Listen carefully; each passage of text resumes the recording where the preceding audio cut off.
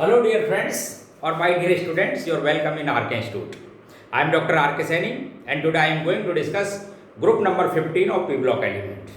इससे पहले वाली क्लास में मैंने आपको ग्रुप नंबर 13 और ग्रुप नंबर 14 के compounds particularly neat and J exam point of view से डिस्कस किए थे। आज मैं आपको ग्रुप नंबर 15 के कुछ कंपाउंड्स और जनरल डिस्कशन करूंगा। इन ग्रुप नंबर 15 को ग्रुप नंबर 15 के एलिमेंट्स को जनरली कहते हैं pnictogens due to their bad smell. एक नाइट्रोजन को छोड़ दो, अदरवाइज फॉस्फोरस, आर्सेनिक, एंटीमनी वगैरह बिस्मिथ, इन सब में कैसी होती है? बैड ऑडर या ऑफेंसिव स्मेल, इसलिए कहते हैं निकोजेंस। और इनके कंपाउंड्स को कॉमनली कहते हैं निप्टाइड।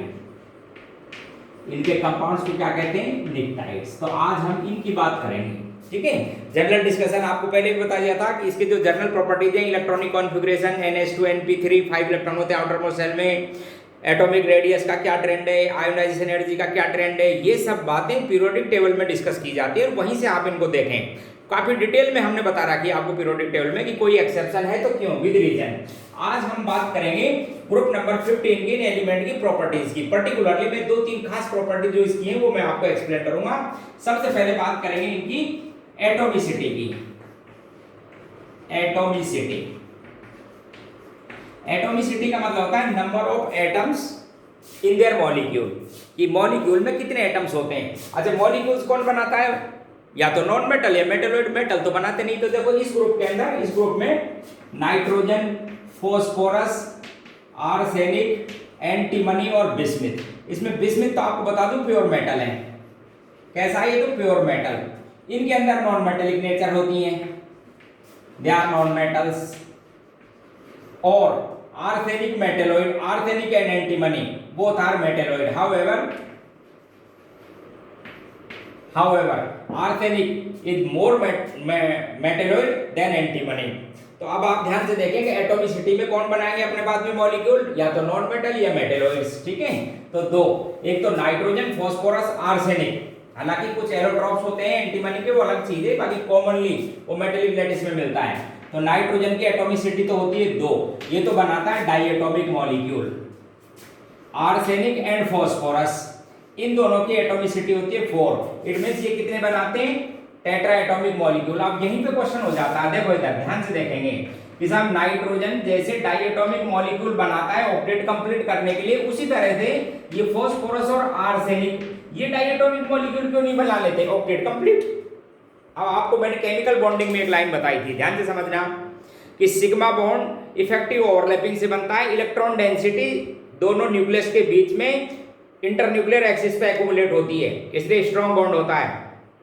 पाई बॉन्ड साइड वाइज या लेटरल ओवरलैपिंग से बनता है। इलेक्ट्रॉन डेंसिटी दोनों न्यूक्लियस के बीच में तो होती है, but above and below, internuclear axis के अबव एंड बिलो 2 पार्ट में डिवाइड हो जाती है। And hence pi bond is a weak bond, therefore it is not necessary all pi bonds are exist in nature, or we can say only those pi bonds are exist in nature which formed by the effective overlapping. Or what do you mean by effective overlapping? Orbital which take part during the process of overlapping are less diffuse. Less diffuse means they are close toward the nucleus, or orbital related to smaller atoms are less diffuse, and when they overlap to each other then their bond will be stronger, and hence phosphorus, arsenic are larger in size, their orbitals are more diffused, therefore p-pi bond does not exist between their atoms due to weak bond, and hence they do not form p2 type molecules like as N2, but they form tetraatomic molecule। अब इस tetraatomic molecule में समझना कि टेट्राएटॉमिक molecule में सभी जो bond होंगे वो सिग्मा बॉन्ड होंगे और ऑक्टेट कंप्लीट करेंगे सिग्मा बॉन्ड से। देखो अब आप कैसी स्ट्रक्चर होती है, एक फॉस्फोरस, ये 3 फॉस्फोरस तो प्लेन में, एंगल 60 डिग्री, सभी एंगल कितने के हैं? 60 डिग्री के, ध्यान से सुनना। और एक फॉस्फोरस कहां पर है? इधर ऊपर, ध्यान से देखो इस वीडियो को। एक फॉस्फोरस प्लेन के अबो, अब जो फॉस्फोरस प्लेन के अबो है वो भी इस फॉस्फोरस के साथ बॉन्ड बनाए हुए। कितने बॉन्ड बन गए? 3 एंगल, फिर ये भी 60 डिग्री का, ये भी 60 डिग्री का, ये भी 60 डिग्री का। ध्यान से देखो आप, एक फास्फोरस अबव, उसने किससे बॉन्ड बना रखा है, एक तो इस फास्फोरस से, एक इस फास्फोरस से, ध्यान से देखिए, एक इस फास्फोरस से और एक इस फास्फोरस से, देखो बराबर बराबर डिस्टेंस पे। ये एंगल भी आप ध्यान से देखेंगे ना, इनके बीच में ये जो एंगल है ये भी 60 डिग्री का, ये और ये एंगल भी 60 का, ये भी, तो सभी तो एंगल होते हैं 60 डिग्री के। आप समझना ये जो फास्फोरस है ना, ये मैं जो पॉइंट लिख रहा हूं, ये क्या है, प्लेन के अबव, इस जगह वो फास्फोरस एक इधर बॉन्ड बना लेगा, एक इधर बना लेगा, एक इधर, यानी ये मॉलिक्यूल प्लेनर नहीं होता। जनरली बुक में हम आपको ऐसे लिख देते हैं, देखो ऐसे 2 डायमेंशनल आपको समझाने के लिए इस तरह से लिख देते हैं, बोले साहब ये आपके पास में P4 मॉलिक्यूल है। और आप ध्यान से देखें, each phosphorus make 3 bond, particularly sigma bond more stable in comparison to pi, bond angle 60, total pp bond 6, 1 2 3 4 5 6। और मैं आपसे फिर पूछूं, इसको देख के देखो, गलती मत कर देना, एक तो pp बॉन्ड ये और एक pp बॉन्ड ये, विच वन इज शॉर्टर और विच वन इज लॉन्गर? हाँ यस, आप क्या बोलेंगे, they are equivalent bond, equal bond distance, equal bond energy, क्योंकि ये प्लेन में तो है ही नहीं। अभी आपको बताया था ना कि ये फास्फोरस कहां पर है, इधर है, तो एक बॉन्ड तो ये इससे बना हुआ है, एक इससे बना हुआ है, एक इससे, तो सब के सब बॉन्ड कहते हैं आइडेंटिकल। तो ये इसका एक्सप्लेनेशन हुआ एटॉमिसिटी का, कि फास्फोरस और आर्सेनिक टेट्राएटॉमिक मॉलिक्यूल बनाते हैं, नाइट्रोजन डाइएटॉमिक बनाती है। एंटीमनी मेनली मेटेलिक नेचर में मिलता है, हालांकि कुछ मेटेलोइड फॉर्म में मिलती है उसकी, कुछ एलोट्रॉप्स, और बिस्मुथ प्योर मेटल जो कि मेटेलिक लैटिस बनाता है। समझिए, एक तो हमने एटॉमिसिटी डिस्कस की। ठीक इसी के बेस पे हम इनके मेल्टिंग पॉइंट, बॉइलिंग पॉइंट, किसके melting point, boiling point, element के, समझ गए? देखो, नाइट्रोजन, फास्फोरस, आर्सेनिक, एंटीमनी और बिस्मुथ। अब आप समझना, मैं आपको क्लियर कर देता हूं। ग्रुप नंबर फर्स्ट से बात करते हैं, S block element, first second, बात करते हैं थर्ड फोर्थ की, कार्बन और बोरॉन फैमिली। तो ट्रेंड ये था जर्नल कि डाउन द ग्रुप जाने पर मेल्टिंग पॉइंट और बॉइलिंग पॉइंट जनरली डिक्रीज होते थे, because they do not form molecule but attraction forces exist between the atom and when size of atom is increased, then attraction forces become weaker and hence their melting point, boiling point decrease down the group in general, exceptional others. But here, और ऐसे बोल देता हूं कि after carbon, after group number 14, the molecules या atoms make their molecules, for example in this case ये बन जाएगा N2, ये बनेगा P4, ये बनेगा आर्सेनिक, ये हालांकि इसके कुछ मिलते हैं, आपको बता दूं ये मेटेलिक लैटिस है। तो डाउन द ग्रुप जाने पर मॉलिक्यूल, जनरल लाइन बोलूंगा अब यहां से कि मॉलिक्यूल का फॉर्मेशन होता है, मॉलिक्यूल के बीच में van der Waals attraction forces, particularly dispersion, non polar हैं। कब ज्यादा इफेक्टिव होते हैं, जब molecular mass and surface area बढ़ता है, दोनों चीज बढ़ने से melting point, boiling point generally increase होते हैं। हालांकि एग्जैक्ट जो ऑर्डर है मैं आपको बता दूं, मेल्टिंग पॉइंट का जो एग्जैक्ट ऑर्डर है किस पर डिपेंड करता है, attraction forces as well as crystalline structure, and hence the melting point of pnictogens increase up to arsenic, increase up to arsenic, arsenic तक इंक्रीज होते हैं, देन डिक्रीज, फिर एंटीमनी का थोड़ा कम और बिस्मुथ का सबसे कम। अच्छा, बॉइलिंग पॉइंट की एक्चुअल बात की जाए तो attraction forces in liquid state check किए जाते हैं, इसलिए साइज, लिक्विड स्टेट में क्या साइज भी डोमिनेट हो जाता है। हालांकि एक्सेप्शन यहां भी होते हैं, लेकिन जो बॉइलिंग पॉइंट है आप बोलेंगे generally decrease, generally increase, bismuth तक इंक्रीज होती है, एंटीमनी तक इंक्रीज होता है, बिस्मुथ थोड़ा कम। तो नाइट्रोजन से ज्यादा फास्फोरस का, फास्फोरस से ज्यादा आर्सेनिक का, आर्सेनिक से ज्यादा एंटीमनी का, कुछ एलोट्रॉप मिलते हैं मॉलिक्यूलर फॉर्म में, हालांकि बिस्मुथ का थोड़ा कम हो जाता है। तो बॉइलिंग पॉइंट तो हाईएस्ट है यहाँ पर आर्सेनिक का, और एंटीमनी का, और मेल्टिंग पॉइंट हाईएस्ट किसका है, आर्सेनिक का। एक्सप्लेन कर दोगे? हाँ, इससे एक्सप्लेन करोगे साइज। अच्छा, अब और समझो छोटी छोटी बातें, तो बहुत से क्वेश्चन आते हैं कि explain N2 is gas, phosphorus in solid. Very simple. Because nitrogen is diatomic molecule, phosphorus is tetraatomic molecule, their size and mass, surface area is larger, and hence strong attraction forces between the molecule. Therefore, it is solid, it is gas. बहुत सी बातें आती हैं, तो ऐसे आप इनको explain करेंगे।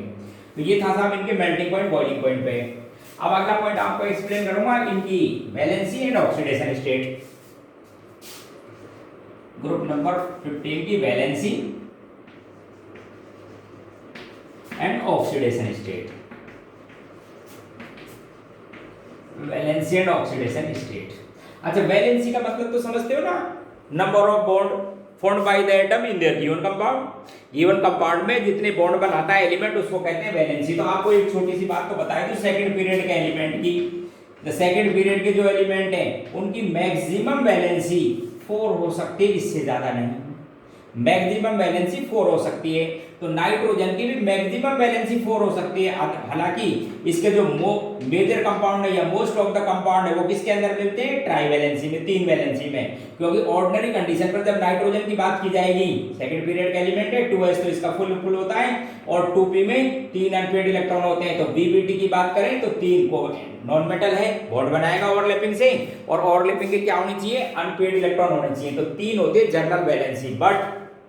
But जैसे बात करते हैं HNO2 में, जैसे किस में बात की, HNO2 में कितने वैलेंसी है इसकी, 3। देखो but in case of HNO3, या मैं आपको दूसरी बात बता दूं कि मैक्सिमम तो 4 हो सकते हैं। तो वो 4 वैलेंसी जब बनेगी जब ये नाइट्रोजन ये वाले 2s के इलेक्ट्रॉन डोनेट करेगा। जैसे HNO3 इधर देखो, जैसे HNO3 में इस ऑक्सीजन को इसके पास जो लोन पेयर है ये अपना एक इलेक्ट्रॉन इसको डोनेट करेगा, फिर उसके बाद में शेयरिंग होगा यानी कोऑर्डिनेट बॉन्ड बनाएगा। अब कितनी वैलेंसी हो गई, 4। लेकिन जो फोर्थ वन वैलेंसी बनेगी वो ध्यान रखना वो कैसा बॉन्ड रहेगा, कोऑर्डिनेट बॉन्ड। आप इसको चाहो तो ऐसे भी लिख सकते हो कि साहब ये एक कैसा बॉन्ड है आपके पास में, कोऑर्डिनेट बॉन्ड। ये डोनर रहेगा, ये acceptor like as ammonia is trivalent compound but it's ammonium ion is a tetravalent ion of nitrogen. 4 valency, और एक कौन सा बॉन्ड है, कोऑर्डिनेट। आपको एक बात और क्लियर कर देता हूं, यदि सिंपल टाइप के बॉन्ड हो जैसे हाइड्रोजन बन रहा है तो आप ध्यान रखना कि कोऑर्डिनेट और कोवेलेंट बॉन्ड की स्ट्रेंथ में या डिस्टेंस वगैरह में कोई डिफरेंस नहीं होता, because both are sigma bond, because electron density centred between the nucleus along with internuclear axis. इन दोनों में no difference between coordinate and covalent bond, but their formation process are different. Covalent bond is equal sharing of electron and coordinate bond is sharing of a particular lone pair of electron of one of the atom, for example in case of nitrogen। तो ये तो बात हो गई साहब valency की, nitrogen की। अब बात करते हैं अदर एलिमेंट की। इसमें जो अदर एलिमेंट है उनके पास में एम्प्टी डी ऑर्बिटल भी होते हैं। अदर एलिमेंट में क्या होते हैं, एम्प्टी डी ऑर्बिटल। तो उनका इलेक्ट्रॉनिक कॉन्फ़िगरेशन होता है NS2 तो ग्राउंड स्टेट में, लेकिन बाद में और क्या पड़े रहते हैं, एम्प्टी डी ऑर्बिटल। तो वो एक्साइटेड स्टेट में अपनी वैलेंसी को 3 से ज्यादा भी कर सकते हैं। कि ग्राउंड स्टेट में तो उनके भी 3 बॉन्ड बनेंगे, but they make more than 4 bond. 4 तक तो इसी तरह से बन सकते हैं, but they make more than 4 bond in excited state, therefore their valency may be more than 4, or in some cases their valency exceed to 5 से भी ज्यादा हो जाती है। आप ध्यान रखना वैलेंसी और oxidation state is a different thing. देखो मैं आपको लाइन समझाता हूं, ध्यान से सुनिए आप मेरी बात। What is the valency of phosphorus, 5। What is the valency of phosphorus, 6। बना सकता है, पता है क्यों, क्योंकि अभी एक डी ऑर्बिटल को और काम में ले सकता है। आपको वैसे लाइन क्लियर कर देता हूं मैं कि डी ऑर्बिटल क्या है, डिफ्यूज नेचर के होते हैं, बहुत दूर होते हैं नेचर में, न्यूक्लियस से काफी दूर। तो उसको बॉन्ड बनाने की एक ही कंडीशन चलती है कि ऐसे एलिमेंट से ओवरलैप होना चाहिए जो साइज में छोटा हो और हाई इलेक्ट्रोनेगेटिव एलिमेंट हो, जो सेंट्रल एटम के डी ऑर्बिटल को लेस डिफ्यूज बना सके या कॉन्ट्रैक्ट करके न्यूक्लियस के पास ला सके। यही एक कंडीशन है कोवेलेंट बॉन्ड की, ध्यान रखें। बार बार आपको कहता रहता हूं कि इफेक्टिव बॉन्ड जब बनता है जब लेस डिफ्यूज ऑर्बिटल पार्टिसिपेट करते हो ओवरलैपिंग में। लेस डिफ्यूज का मतलब एक बार फिर orbital which are more close toward the nucleus are less diffuse, या जिन पर न्यूक्लियस का सफिशिएंट अट्रैक्शन हो। तो इनमें 6 वैलेंस, अच्छा ऑक्सीडेशन स्टेट तो वही 5 रहेगी, वैलेंसी 6, 5 तो आप यही कोवेलेंट बॉन्ड बना दो, 1 2 3 4 5, और ये लोन पेयर लेगा कहीं से, देखो इधर ये जो फ्लोराइड है, ये फ्लोराइड आयन था, अपना एक इलेक्ट्रॉन देगा, इसको बाद में शेयरिंग कर लेगा तो 4 फास्फोरस पे आ जाएगा, नेगेटिव चार्ज, समझे, बना सकता है 6 बॉन्ड तक। हालांकि ऑक्सीडेशन स्टेट कितनी रहेगी, वही 5। क्लियर हो गई ना हमारी बात। तो ये बात हो गई साहब इनकी वैलेंसी की। अब बात करते हैं इनकी ऑक्सीडेशन स्टेट की। ऑक्सीडेशन स्टेट, तो ऑक्सीडेशन स्टेट किसको कहते हैं, एक बार वापस बताओ। Charge present at the atom in their compound, ठीक है, चार्ज। तो इनकी इलेक्ट्रॉनिक कॉन्फ़िगरेशन था इस फैमिली में NH2NP3। तो इनकी जो कॉमन ऑक्सीडेशन स्टेट है, देखो एक बार, ये भी आपको बताया बॉन्ड बना सकते हैं, नाइट्रोजन में भी बना सकते हैं और अदर एलिमेंट में भी बॉन्ड बना सकते हैं। ये ऐसा नहीं है बॉन्ड नहीं बना सकते, बनाया था ना BHNO3 बना हुआ, देखो उधर अमोनियम आयन बना सकते हैं। तो इनकी ऑक्सीडेशन स्टेट +5, सभी इलेक्ट्रॉन पार्टिसिपेट करते हैं तो उनकी वजह से, केवल ये इलेक्ट्रॉन पार्टिसिपेट करते हैं तो मे भी +3 और मे भी -3, डिपेंड करता है कि किसकी इलेक्ट्रोनेगेटिविटी ज्यादा। जैसे बात करें नाइट्रोजन में, अमोनिया की नाइट्रोजन में इलेक्ट्रोनेगेटिविटी हाइड्रोजन से ज्यादा, therefore their oxidation state is -3, but in case of NF3 its oxidation state is +3, दोनों इसी बने। तो ऑक्सीडेशन स्टेट की बात की है। अब अच्छा, आप सुनो ध्यान से, डाउन द ग्रुप जाने पर जो ये -3 ऑक्सीडेशन स्टेट है, इसकी स्टेबिलिटी डिक्रीज, क्यों? बिकॉज इंक्रीज मेटेलिक नेचर, और मेटल का काम इलेक्ट्रॉन गेन करना नहीं है, देना है, या कोई खींच ले जाता है इलेक्ट्रोनेगेटिविटी कम हो जाती है। तो stability of -3 oxidation state decrease down the group. And एक लाइन और, इनर्ट पेयर इफेक्ट आपको मैंने बहुत एक्सप्लेन किया हुआ है, पीरियोडिक टेबल में बता दिया था, फिर भी ध्यान रखें। इनर्ट पेयर इफेक्ट यानी जो NH के इलेक्ट्रॉन्स हैं वो न्यूक्लियस से स्ट्रांगली अट्रैक्ट हो जाते हैं जब डिफ्यूज ऑर्बिटल होते हैं आउटर मोस्ट शेल से पहले। जब ये काफी अट्रैक्ट हो जाते हैं तो ये पार्टिसिपेट नहीं करते ऑर्डिनरी कंडीशन पे, इन्हीं को कहते हैं inert electrons, and related effect is known as inert pair effect. और यदि ये लगा तो केवल P से बॉन्ड बनेगा, इसलिए +3 आएगी, और डाउन द ग्रुप जाने पर इनर्ट पेयर इफेक्ट डोमिनेंट हो जाता है, इसलिए +3 की स्टेबिलिटी इंक्रीज होती है। और आपको बता दूं, बिस्मिथ, लास्ट एलिमेंट की बात कर रहा हूं, बिस्मिथ के +3 के कंपाउंड मोर स्टेबल होंगे देन देयर +5। तो ये मैंने डिस्कस किया आपको इसमें निकोजेंस फैमिली की ऑक्सीडेशन स्टेट एंड इनकी वैलेंसी। अब इसमें मैं आपको कुछ कंपाउंड एक्सप्लेन करूंगा, particularly common compound group number 15 के। कुछ कॉमन कंपाउंड बात करता हूं ग्रुप नंबर 15 के। जैसे पहला है हाइड्राइड, फर्स्ट पॉइंट में डिस्कस करूंगा हाइड्राइड्स। किसे कहते हैं भाई hydrides? Binary compound of hydrogen, बस binary compound of hydrogen are known as hydrides. In group number 15 pnictogens make MH3 type of hydride. M यहां पर सेंट्रल एटम का नाम है ग्रुप नंबर 15 का, लाइक एज अमोनिया, फॉस्फीन, इसे कहते हैं आर्सिन, एंटीमनी हाइड्राइड और ये बिस्मिथ हाइड्राइड।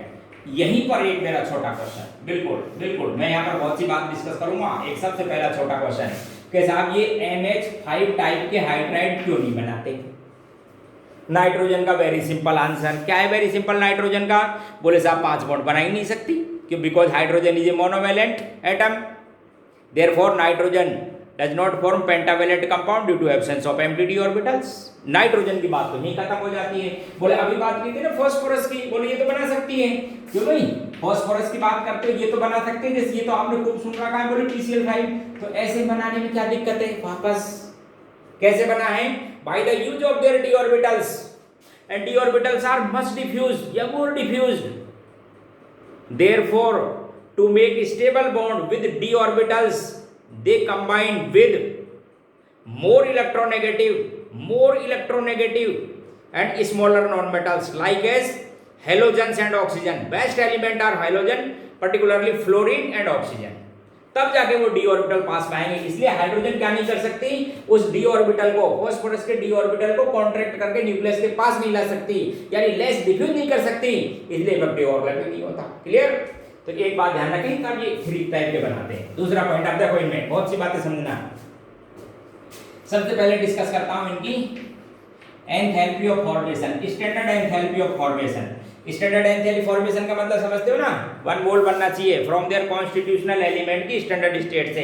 तो नाइट्रोजन और हाइड्रोजन, फिर वही लाइन, नाइट्रोजन भी स्मॉलर और हाइड्रोजन भी स्मॉलर, डिफरेंस भी कम एनर्जी का, इफेक्टिव ओवरलैपिंग होगी। इसलिए अमोनिया की स्टैंडर्ड एंथैल्पी फॉर्मेशन तो है नेगेटिव साइन के साथ, माइनस की नियरली 46 किलोजूल पर मोल।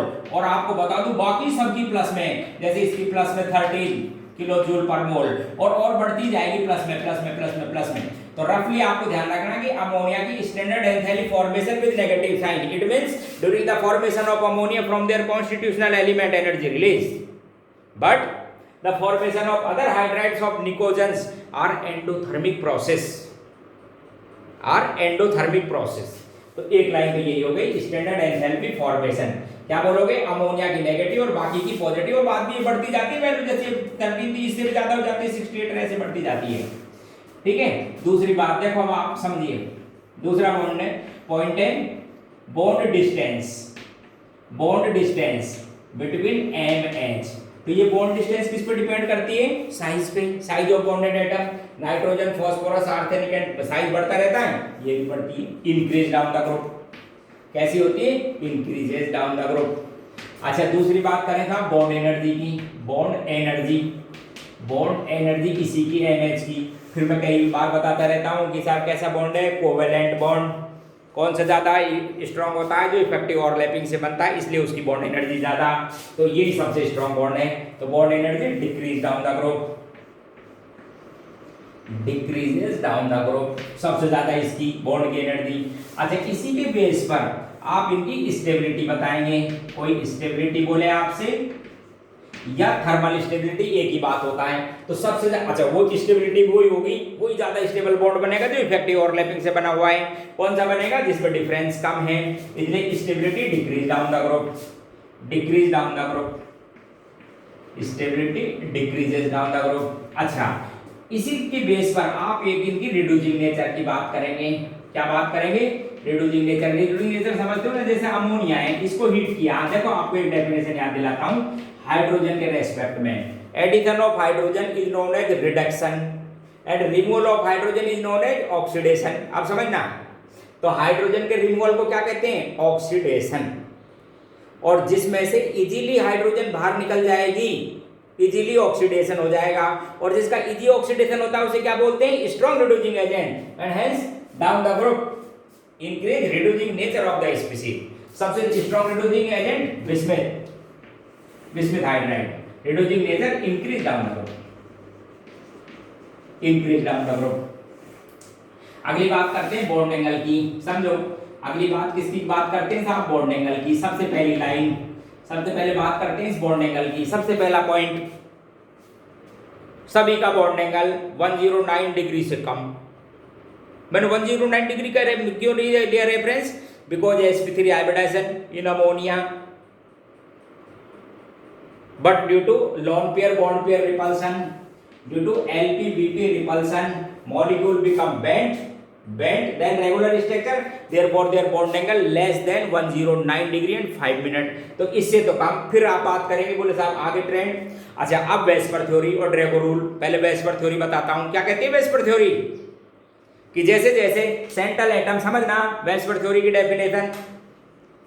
सेंट्रल एटम, देखो इधर, सेंट्रल एटम की इलेक्ट्रोनेगेटिविटी जितनी ज्यादा होगी, ये बॉन्ड पेयर उसके ज्यादा क्लोज। और जितने ज्यादा बॉन्ड पेयर होते हैं, स्प्रेडिंग टेंडेंसी हाई। बहुत ध्यान से सुन लो हमेशा, जो भी डिस्टॉर्टेड मॉलिक्यूल होंगे, डिस्टॉर्टेड के लिए बोल रहा हूं वेस्पर थ्योरी, रेगुलर के लिए नहीं। रेगुलर का बॉन्ड एंगल तो किसमें निकालोगे? According to hybridization state. But in case of distorted molecule the bond angle depend upon electronic repulsion and explain with help of VSEPR theory. देखो, जितने बॉन्ड पेयर सेंट्रल एटम के ज्यादा close, spreading tendency high, तो bond angle भी ज्यादा। अब सबसे ज्यादा पास में किसके रहेंगे? सेंट्रल एटम की इलेक्ट्रोनेगेटिविटी जितनी ज्यादा उतने क्लोज। तो ये किसके पास में रहेंगे? नाइट्रोजन के। जितने पास में ज्यादा, रिपल्सन ज्यादा, तो एंगल भी ज्यादा। तो डाउन द ग्रुप जाने पर बॉन्ड एंगल कम होता है। नाइट्रोजन का बॉन्ड एंगल 107 डिग्री, फॉस्फीन का नियरली 94, 91, 91.5 डिग्री, और लास्ट वाले का नियरली 90 डिग्री हो जाता है। और सुनो, एक और था ड्रैगो रूल, बॉन्डिंग पढ़ाया था काफी डिटेल। पता क्या होता है? यदि सेंट्रल एटम थर्ड और हायर पीरियड का एलिमेंट हो, बॉन्डेड एटम की इलेक्ट्रोनेगेटिविटी 2.5 से कम हो, जैसे यहां पर है, then such type molecule are not formed by the hybridization but they formed by the overlapping of pure atomic orbital। और यदि pure atomic orbital से बने, यदि pure atomic orbital से बने, तो आपको पता है px py pz से बनेंगे। और जिनके बीच में बॉन्ड एंगल कितना होता है? 90 डिग्री। इसलिए नियरली कैसा है इनका? 90 डिग्री। ये क्वेश्चन आता रहता है 90 डिग्री के आसपास, because they are not formed by the overlapping of hybrid orbitals but by pure atomic orbital। ये क्वेश्चन भी पूछ लेते हैं कई बार क्या आते हैं ऐसे एग्जाम में कि इनमें से sp3 हाइब्रिडाइजेशन किस पर नहीं है, तो आप बोलेंगे ओनली अमोनिया पे, बाकी सभी हाइब्रिडाइजेशन से नहीं बने। किससे बने हुए हैं? प्योर एटॉमिक ऑर्बिटल, क्या कहते हैं? Drago rule. तो हाइब्रिडाइजेशन मेंशन मत करना, no. Phosphine is formed by the pure atomic orbitals, ठीक है। अच्छा एक और देखो, इनकी प्रॉपर्टीज है, जनरल प्रॉपर्टीज डिस्कस कर रहा हूं आपको, देखो इनकी हाइड्राइड्स की। अगली इनकी basic strength, basic strength, basic strength.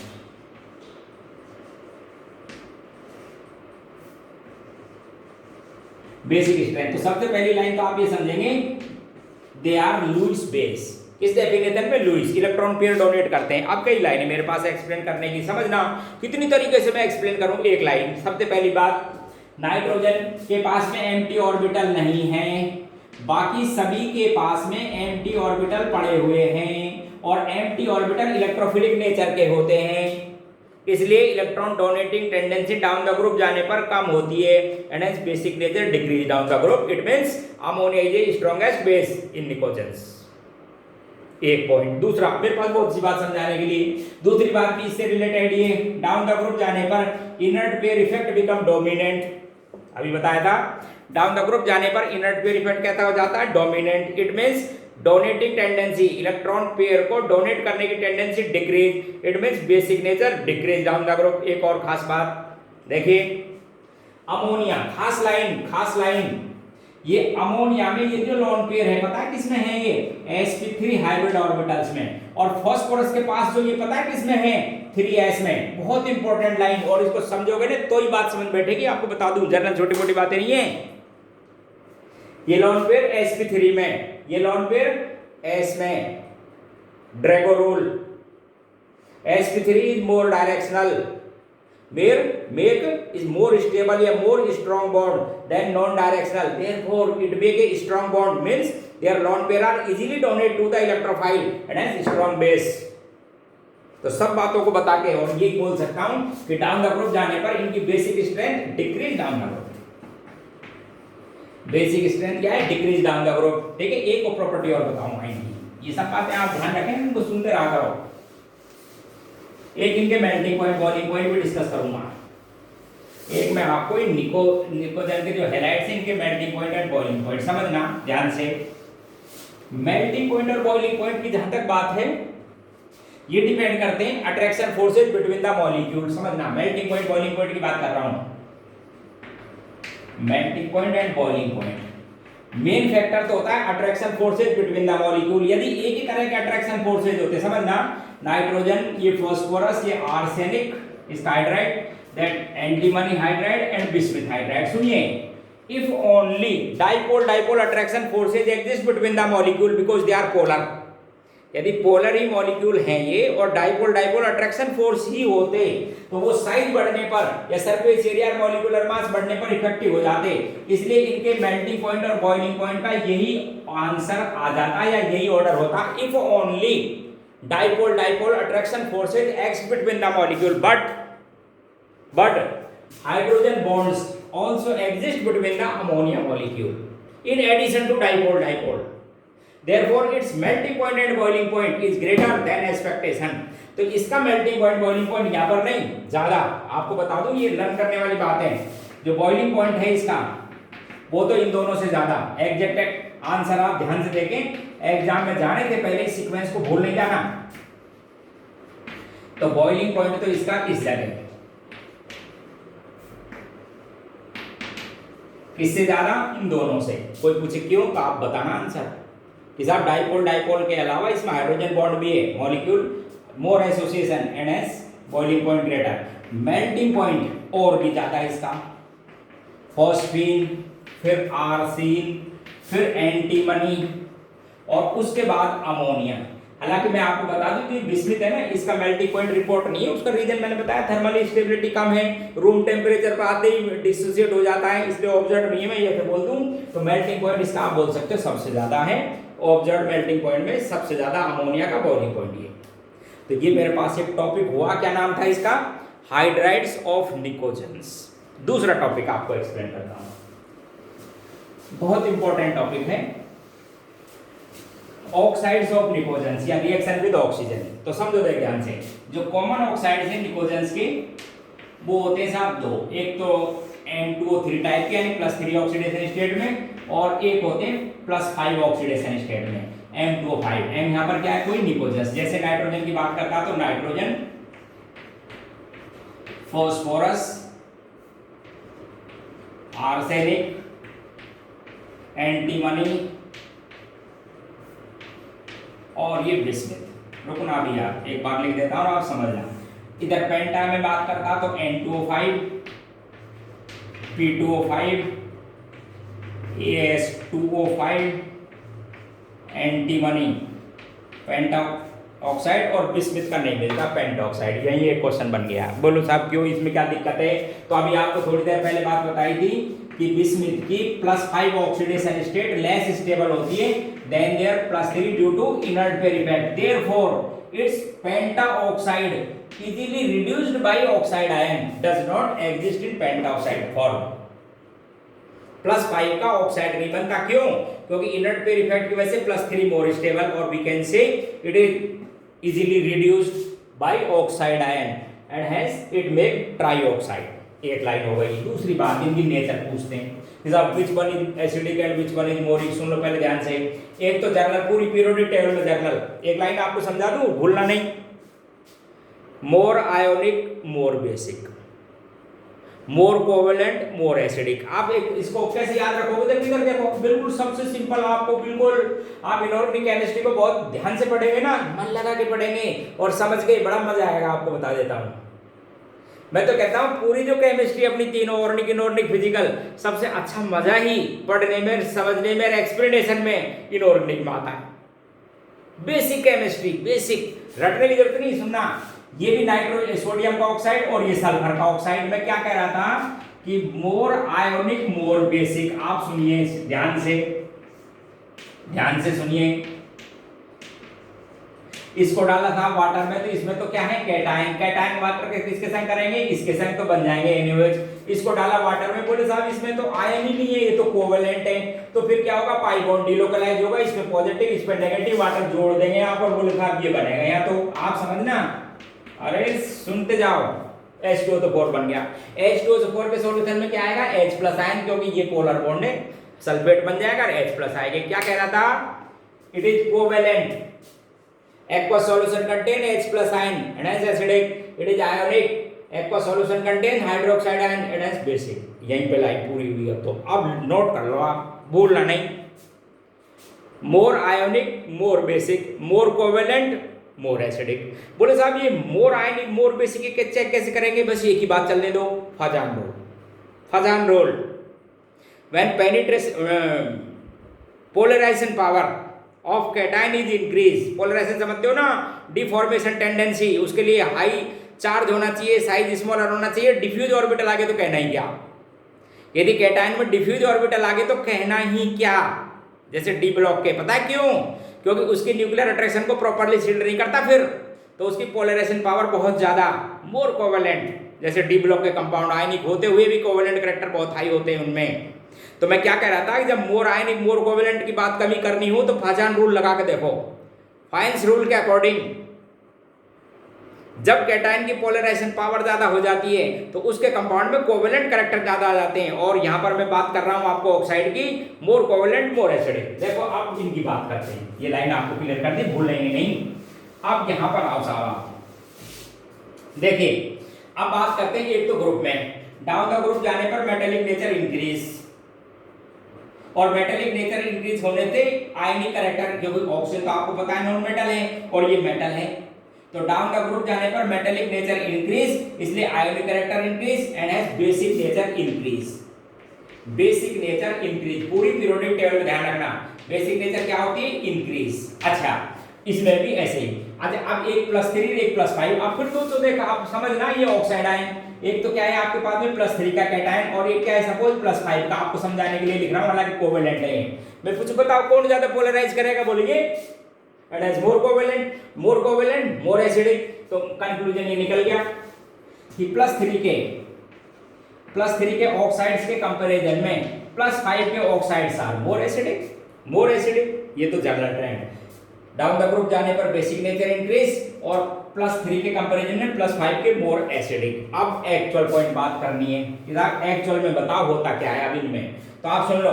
All pentoxides are acidic, trioxides of nitrogen and phosphorus, अब exact trioxides of nitrogen and phosphorus and all pentoxides are acidic. ये सब तो साहब एसिडिक, ये सब acidic, acidic. Arsenic and antimony, यहां देखो oxides of arsenic and antimony are amphoteric. इसे कहते हैं दोस्तों एम्फोटेरिक। जो एच आयन और OH आयन दोनों देते हैं सॉल्यूशन में, बिल्कुल नहीं, बिल्कुल नहीं। वाटर में तो इनसोल्युबल होते हैं ये व्हाइट पीपीटी हैं, वाटर में डिजोल्व ही नहीं होते amphoteric generally, but during the neutralization reaction they react with acid as well as base and hence are known as amphoteric. और वो भी कौन से? Strong acid and strong base, amphoteric की डेफिनेशन है। तो ये स्ट्रॉन्ग एसिड और स्ट्रॉन्ग बेस दोनों से रिएक्ट कर जाते हैं, और जब दोनों से रिएक्ट कर जाते हैं तो उस केस को क्या कहते हैं आप? एम्फोटेरिक। और ये जो बिस्मिथ का है, ध्यान से सुन लो, ये आयोनिक, वापस बिस्मिथ कैसा है? मेटल, एक ही तो मेटल है, इसलिए बिस्मिथ ऑक्साइड कहता है आयोनिक एंड एज बेसिक। अब एक्चुअल पॉइंट हो गया बिस्मिथ का बेसिक, ये दोनों एम्फोटेरिक, बाकी सब एसिडिक। क्लियर? अच्छा, अब बात करते हैं साहब इनकी स्ट्रक्चर के बारे में और इनके product bye there hydrolysis. Structure के बारे में सुनो। ये जो नाइट्रोजन के ऑक्साइड्स हैं ये तो मिलते हैं अपनी मोनोमेरिक फॉर्म में, जैसे N2O3 के बारे में बात बताऊं।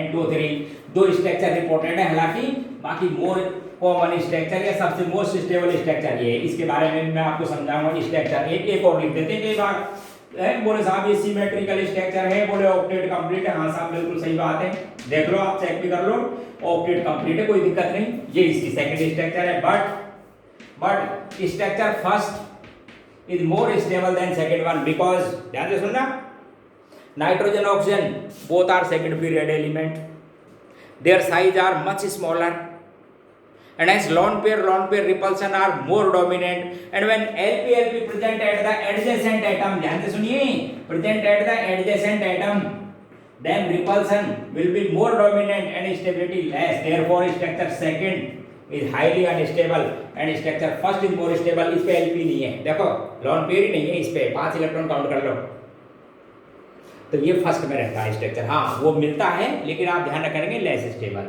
ठीक है, ये तो नाइट्रोजन के बारे में। अभी देखना, आप ध्यान से सुनना एक बार, लेकिन मुझे बता दो ये बॉन्ड कौन सा है?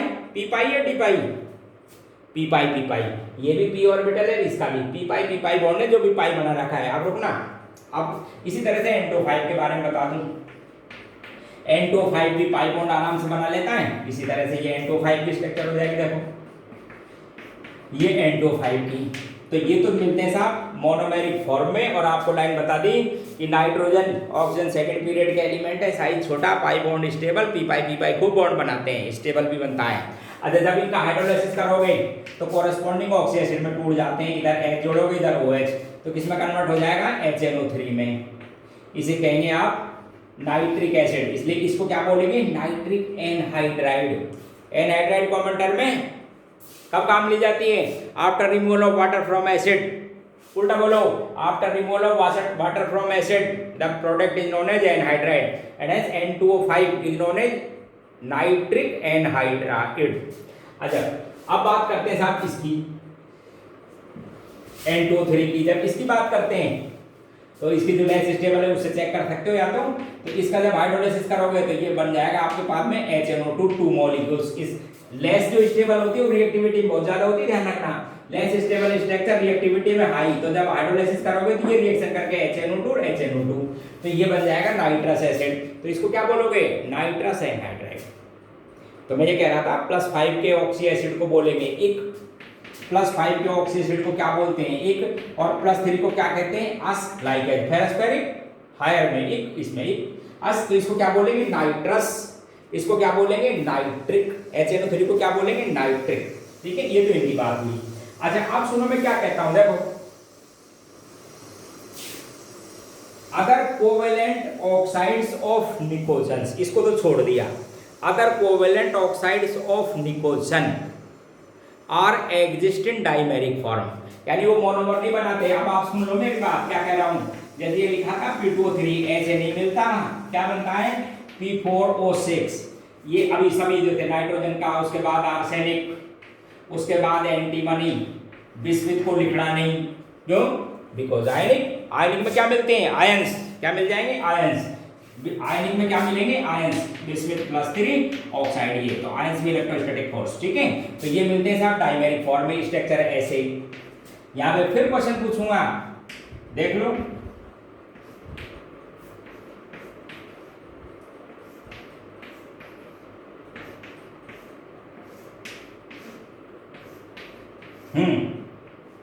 सबसे पहला क्वेश्चन पूछूंगा ये कि साहब मुझे ये बताओ, जैसे N2O3 की बात की थी ना आपने, N2O3 की, बोले ऐसी स्ट्रक्चर इसकी क्यों नहीं बना ली? बोलो क्या बोलोगे? वही लाइन कि साहब इसमें जो पी पाई बॉन्ड बनाने की टेंडेंसी है ना वो कम है, क्यों? क्योंकि ऑर्बिटल में ज्यादा डिफ्यूज इफेक्टिव ओवरलैपिंग होती नहीं, इसलिए इसका पी पाई बॉन्ड नहीं बनता। हाँ, डी पाई तो बना दूंगा, लेकिन +5 ऑक्सीजन स्टेट चला जाएगा उस समय, ठीक। तो इसलिए मैंने इसको पाई बॉन्ड नहीं बनाया, सिग्मा बॉन्ड से बनाया। दूसरा क्वेश्चन पूछूंगा कि भाई एक तो पी बॉन्ड डिस्टेंस और एक ये वाली पी बॉन्ड डिस्टेंस कौन सी छोटी बड़ी है? तो आंसर क्या बोलोगे? सब बराबर है साहब, इक्विवेलेंट है। इसकी स्ट्रक्चर को भी आप ध्यान से देख लेना, इसकी स्ट्रक्चर भी ध्यान से देखना, ऐसे नहीं है स्ट्रक्चर उसी तरह से जो फास्फोरस की बताई थी ना P4 की, उसी तरह से देखो इधर एक फास्फोरस और एक फास्फोरस लगाओ प्लेन में, इनके बीच में ऑक्सीजन का बॉन्ड बनाओ, देखिए ऐसे। इन बॉन्डों में कोई दिक्कत हो तो पूछ लो, सभी बॉन्ड आइडेंटिकल है ना। अब बताओ वो फास्फोरस पता है कहां पर है? अब वो जो फास्फोरस है वो इस जगह है, इस जगह वो फास्फोरस, तो वो फास्फोरस ऊपर वाला, ये फास्फोरस, एक बीच में ऑक्सीजन और ये वाला बॉन्ड, यानी फास्फोरस और बीच में क्या है? ऑक्सीजन। ये देखो, देखिए फास्फोरस, ये ऊपर फास्फोरस है और ऑक्सीजन, ये भी आइडेंटिकल है,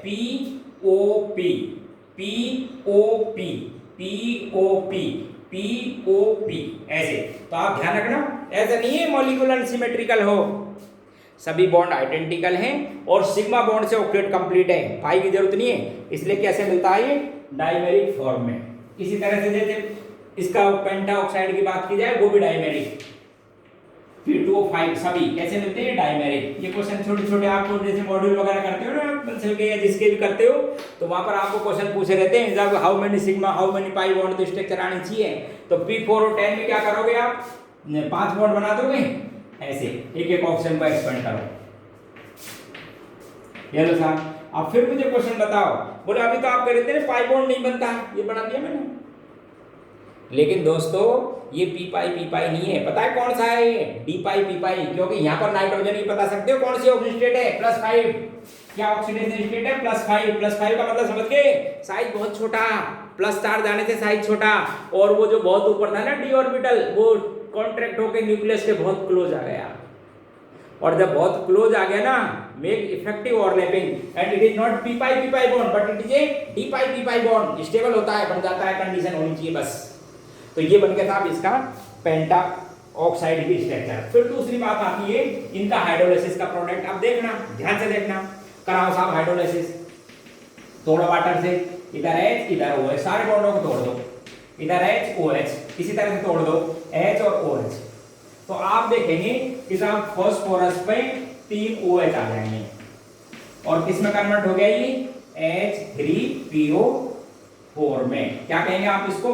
फास्फोरिक एसिड। फिर क्वेश्चन बोले साहब, जब आप N2O5 का हाइड्रोलाइसिस करते हो तो मोनोप्रोटिक एसिड बनता है, और जब आप P2O5 का हाइड्रोलाइसिस करते हो तो ट्राइप्रोटिक एसिड बनता है। Explain on the basis of their structure. Inorganic chemistry structure पे बेस्ड है, जो आनी चाहिए कंडीशनल।